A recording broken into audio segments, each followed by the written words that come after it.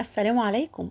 النهاردة وصفتنا وصانا بها رسولنا الكريم صلى الله عليه وسلم عن السيدة عائشة رضي الله عنها قالت: قال رسول الله صلى الله عليه وسلم: إنها مجمة لفؤاد المريض تذهب ببعض الحزن، ألا وهي التلبينة النبوية.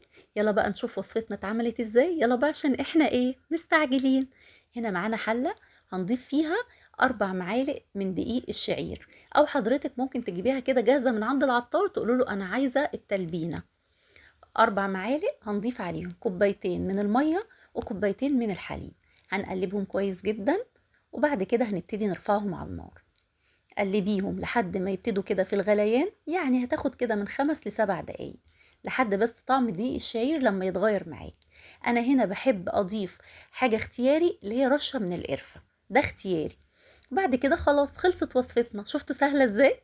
هنا صبيتها في طبق، وكان عندي عين جمل، ده برضو اختياري، انا زوقتها بيه اي مكسرات عند حضرتك او من غير اي اضافات.